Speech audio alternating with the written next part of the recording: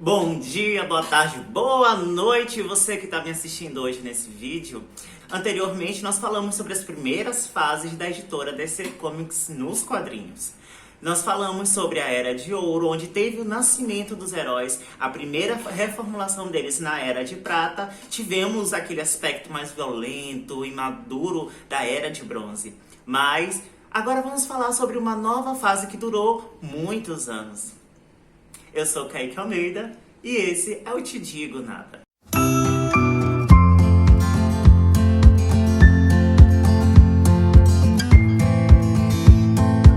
Após a crise nas Infinitas Terras, comentado no vídeo anterior, e se você não viu ele vai estar linkado aqui nos cards, a DC Comics ela passou por uma nova reformulação nos quadrinhos, reformulando os seus personagens, excluindo o conceito de multiverso, dando novas origens a seus personagens e amadurecendo as suas histórias. Com isso, deu início à Era Moderna nos quadrinhos.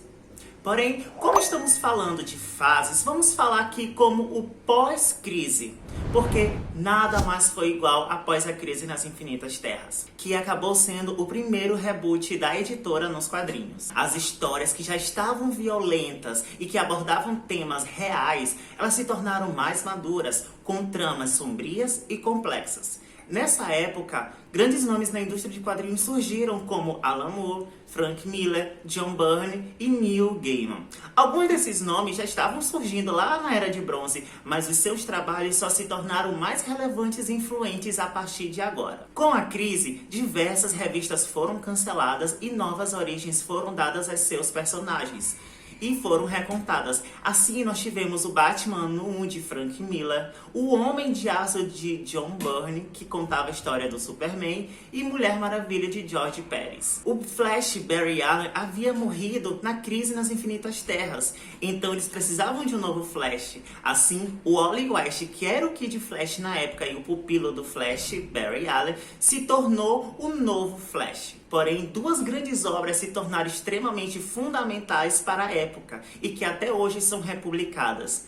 Elas são Batman, o Cavaleiro das Trevas, de Frank Miller, e o Watchmen, de Alan Moore e Dave Gibbons. Na primeira história, Miller criou uma das mais emblemáticas histórias do Batman, que estava aposentado há muitos anos após a morte do Robin, e ele volta ativa depois de todos esses anos aposentados. Essa história, inclusive, inspirou o roteiro de Batman vs Superman. Já o Watchmen foi pensada como uma forma de usar os personagens da editora Charlton Comics, que havia sido comprada pela DC Comics. Porém, eles decidiram vetar o uso desses personagens e Alan Moore decidiu criar novos personagens inspirados naqueles da Charlton Comics. O Watchmen é um dos maiores sucessos da DC Comics, tendo gerado um filme, uma série da HBO e diversas republicações em encadernados e edições especiais. As histórias de horror e suspense que antes já estavam ganhando notoriedade, elas ganharam mais força quando Karen Berger, que era editora da DC Comics na época, criou um selo paralelo à linha principal da DC Comics. Esse selo teria histórias voltadas para um público maior de 18 anos de idade. Assim nasceu o selo Vertigo, em 1993, que se tornou a casa da revista Patrulha do Destino, Homem-Animal, Sandman, Hellblazer e Monstro do Pântano, e diversas outras histórias. Após aquela primeira crise, que eu vou chamar como a crise original, que é das Infinitas Terras, a DC decidiu lançar um grande evento que ocorresse pelo menos uma vez a cada ano. Assim surgiram as seguintes histórias: Lendas, Odisseia Cósmica, Milênio, Invasão, Zero Hora e tantas outras ao passar do tempo. Porém, é importante falar sobre a década de 90. Década essa em que os heróis passaram por grandes provações nas suas histórias. Aqui ocorreu a morte do Superman pelo Apocalipse, a queda do morcego, que o Batman perdeu uma luta contra o Bane e teve a sua coluna quebrada e foi substituído pelo Azrael. O Crepúsculo Esmeralda, onde o Lanterna Verde Hal Jordan enlouqueceu e destruiu toda a tropa de Lanternas Verdes. A Mulher Maravilha não era mais a Diana Prince e esse manto passou para uma outra Amazona. E o Aquaman acabou perdendo a sua mão, sendo atacado por piranhas. Claro que com o tempo, esses heróis foram sendo restabelecidos e reconquistaram seu espaço. Os anos 2000 foram marcados por histórias que mesclavam um tom mais maduro com elementos mais otimistas da Era de Prata. Inclusive, esses são os meus anos favoritos na DC Comics. Para comemorar os 20 anos da crise original, a DC decidiu fazer uma nova crise, chamada aqui como Crise Infinita. Foi um mega evento que trouxe de volta o multiverso. Só que, diferente do multiverso lá antigamente, que era ilimitado, o novo multiverso era limitado apenas a 52 terras. Alguns anos depois se passaram e tivemos ainda uma nova crise, que prometia encerrar todas as outras. Era a crise final. Uma história que mostrava o dia em que o mal venceu. Nela, o Flash Barry Allen volta à vida, já que ele havia morrido desde a crise original. Tudo isso acabou preparando a editora para mais um evento, que foi o Ponto de Ignição.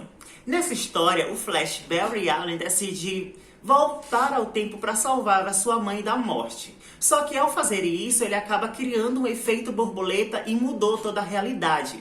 Então, nessa nova Terra, estava havendo uma guerra mundial entre as Amazonas e os Atlantes. Essa guerra, inclusive, já havia destruído boa parte do mundo. Então, para que ele pudesse salvar esse mundo, ele precisava reverter as suas ações e deixar a sua mãe morrer. Só que, ao fazer isso, ele criou mais uma vez uma nova realidade, mais parecida com a anterior, porém ainda muito diferente. Esse foi o nascimento dos Novos 52.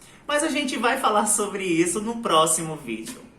Essa história, Ponto de Ignição, ela possui uma adaptação em animação com o mesmo nome e que facilmente você vai encontrar por aí. E aí, o que você acha desses anos tão malucos do pós-crise? Se você se interessou por algumas dessas histórias, fala aqui nos comentários ou então entre em contato comigo nas minhas redes sociais que estão passando aqui embaixo. Aí você pode pedir que eu fale melhor sobre essas histórias, sobre o conteúdo delas, sobre o impacto delas pro universo DC. Então, se você gostou desse vídeo, vai deixando o seu like aqui embaixo. Não se esqueça de se inscrever no canal e de ativar os sininhos para as notificações.